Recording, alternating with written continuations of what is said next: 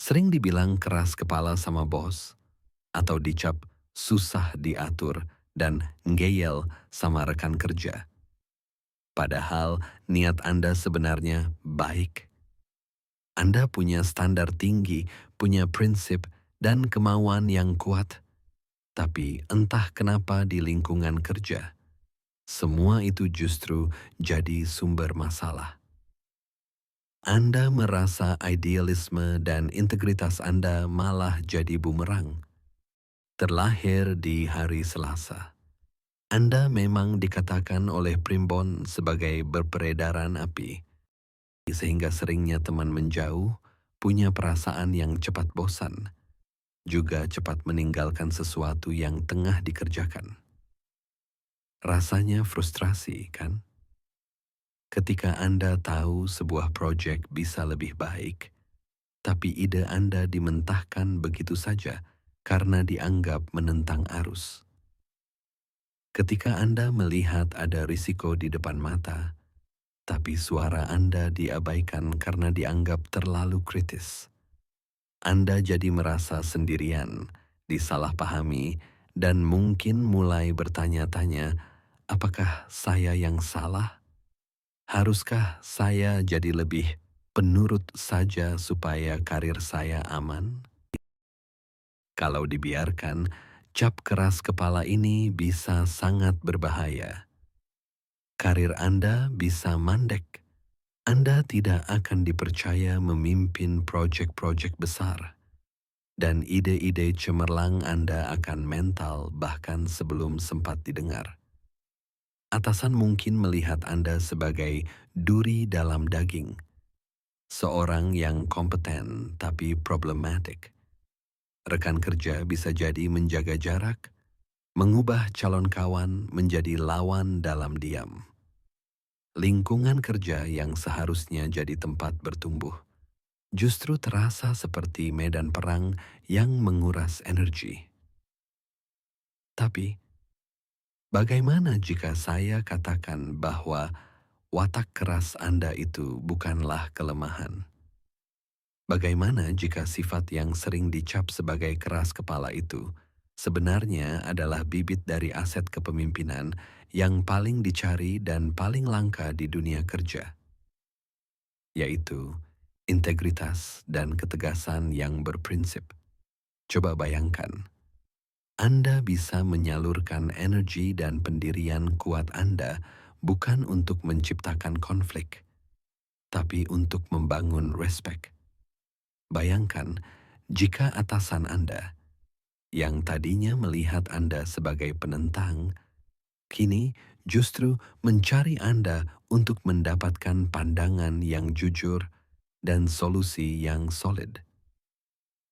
Video ini bukan tentang cara menekan siapa diri Anda. Ini adalah tentang seni mengasah watak keras Anda menjadi sebuah pedang tajam kepemimpinan yang disegani. Berdasarkan pengalaman saya, ada pola yang jelas tentang bagaimana orang-orang berpendirian kuat berhasil mengubah cara pandang orang lain. Mereka tidak menjadi lembek, mereka tidak jadi yes man. Sebaliknya, mereka belajar seni negosiasi dan komunikasi yang cerdas. Hari ini, saya akan bagikan 3 strategi utamanya. Seni membingkai ulang niat, frame your intention. Kesalahan orang berwatak keras, seperti Anda yang terlahir di hari Selasa, adalah langsung masuk ke perdebatan dengan menunjukkan penolakan. Kalimat seperti, "Saya tidak setuju" atau "Itu tidak akan berhasil" langsung membangun tembok antara Anda dan lawan bicara. Secara otomatis, mereka masuk ke mode defensif. Mereka tidak lagi mendengar argumen Anda. Yang mereka dengar hanyalah sebuah serangan. Akar masalahnya seringkali adalah sifat asertif yang tinggi, dorongan untuk efisiensi dan kejelasan. Ini sifat yang bagus, tapi saat tidak dikelola dengan baik, asertif bisa berubah jadi agresi. Fokusnya bukan lagi mencari solusi terbaik bersama, tapi memenangkan argumen. Disinilah letak seni pertama, membingkai ulang niat Anda. Sebelum menyampaikan ide alternatif, awali dengan menyamakan tujuan. Tunjukkan kalau Anda ada di pihak yang sama. Contohnya, bos Anda mengusulkan strategi marketing yang menurut Anda berisiko. Daripada bilang, "Pak, saya rasa strategi itu tidak akan efektif dan buang-buang budget." Coba pendekatan ini. "Pak, saya 100% setuju dengan tujuan kita untuk menaikkan market share. Saya sangat menghargai arahan Bapak untuk mencapai target itu." Nah, karena tujuan kita sama, yaitu kesuksesan proyek ini, saya melihat ada beberapa risiko di pendekatan A yang mungkin bisa menghambat kita. Apa boleh saya usul perspektif lain untuk mengurangi risiko tersebut? Lihat bedanya. Kalimat kedua mengubah konfrontasi jadi kolaborasi. Anda memvalidasi tujuan atasan, menunjukkan hormat, dan memposisikan ide Anda bukan sebagai serangan, tapi sebagai kontribusi untuk sukses bersama. Anda tidak menentang orangnya. Anda menawarkan penyempurnaan pada rencananya. Ini adalah teknik komunikasi yang disebut fogging, di mana Anda menyetujui sebagian poin lawan bicara untuk melunakkan pertahanan mereka dan membuka pintu untuk dialog.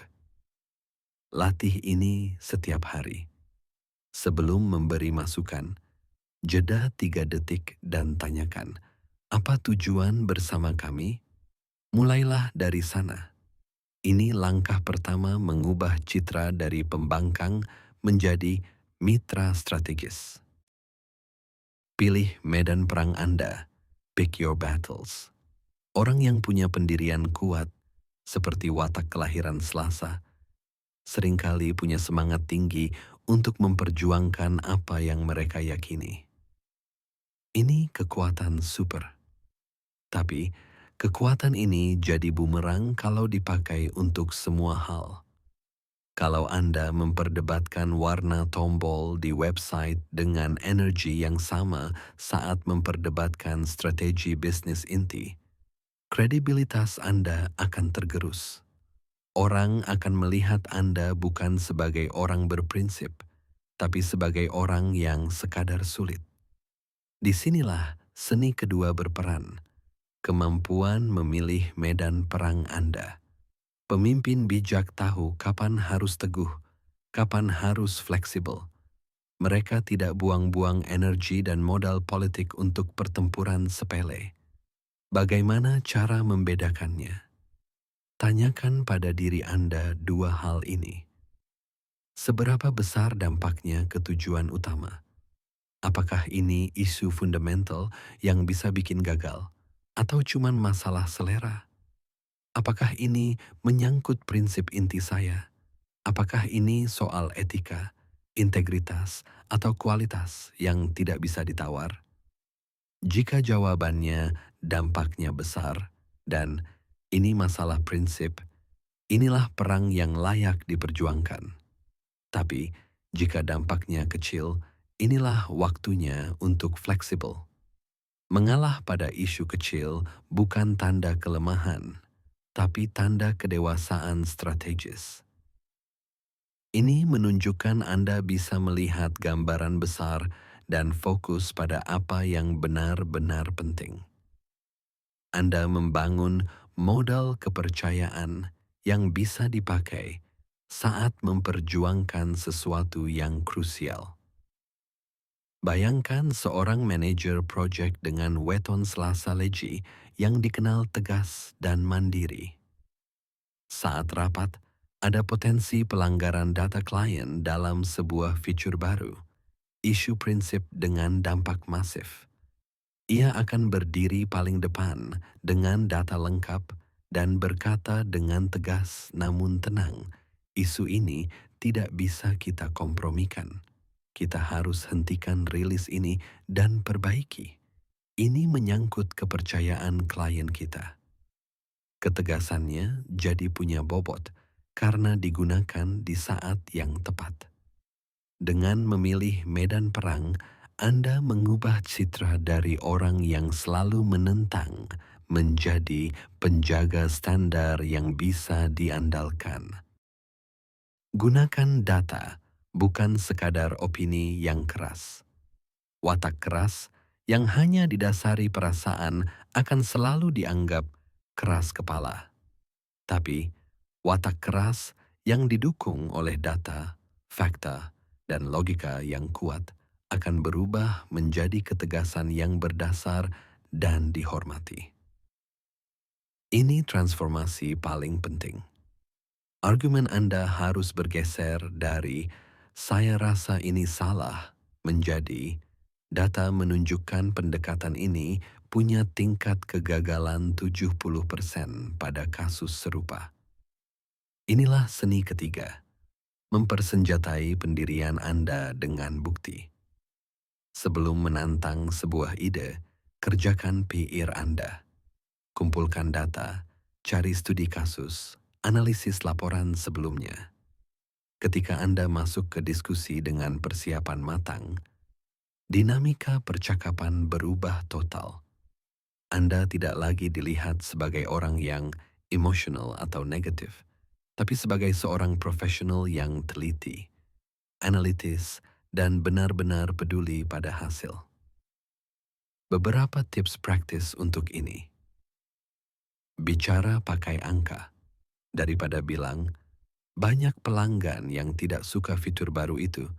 Katakan, berdasarkan feedback dari 200 tiket terakhir, 65% pengguna bingung dengan alur fitur baru yang berpotensi menaikkan churn rate kita 15%. Jadi pendengar dulu. Salah satu cara terbaik mengumpulkan data adalah dengan benar-benar mendengarkan. Sebelum bersuara, dengarkan semua perspektif. Ajukan pertanyaan seperti, tantangan apa yang kalian lihat dengan pendekatan ini? Atau, data apa yang mendukung keputusan ini? Dengan begitu, Anda bisa menemukan celah untuk diperkuat dengan data Anda. Kuasai komunikasi asertif, bukan agresif. Komunikasi asertif adalah kemampuan menyampaikan pikiran secara jujur dan langsung, sambil tetap menghormati orang lain. Gunakan pernyataan saya. Daripada bilang, laporanmu salah, coba katakan, saya merasa ada beberapa data yang belum sinkron di laporan ini karena setahu saya angka penjualannya X.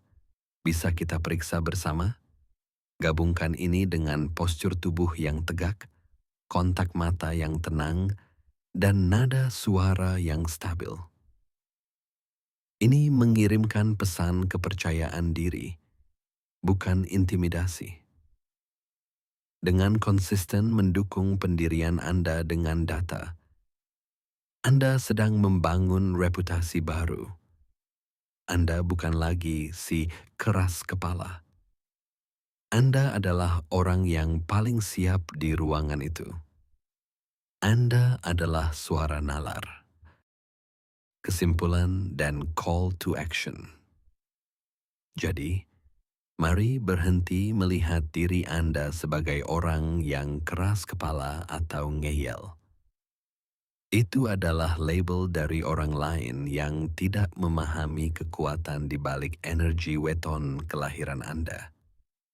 Mulailah melihat diri Anda sebagai calon pemimpin dengan tulang punggung yang kuat, yang punya integritas dan standar tinggi khas energi Selasa.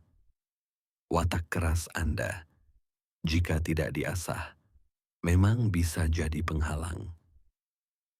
Tapi jika Anda menguasai tiga seni ini, membingkai niat, memilih medan perang, dan menggunakan data, maka watak api Anda akan bertransformasi menjadi aset yang paling berharga, ketegasan yang disegani.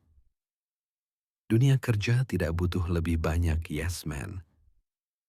Dunia kerja butuh energi selasa Anda, dengan pendirian Anda, dengan standar tinggi Anda, dengan keberanian Anda menyuarakan kebenaran, yang telah diasah menjadi kebijaksanaan yang membangun, bukan merusak. Mulai hari ini, pilih satu teknik. Mungkin mulai dengan membingkai niat Anda di rapat berikutnya. Langkah kecil yang konsisten akan membangun momentum besar bagi karir Anda. Jika video ini mengubah cara pandang Anda, klik like dan subscribe. Dan sekarang, saya ingin dengar dari Anda. Tulis di kolom komentar sebagai pemilik weton Selasa. Aset apa dari watak keras Anda yang paling ingin Anda tonjolkan mulai sekarang? Mari kita diskusi. Semoga lisan kita dipenuhi doa yang baik, hati kita dipenuhi rasa syukur, dan langkah kita dipenuhi keberkahan. Bersama Kilondo Permadi. Wassalamualaikum warahmatullahi wabarakatuh. Salam Rahayu.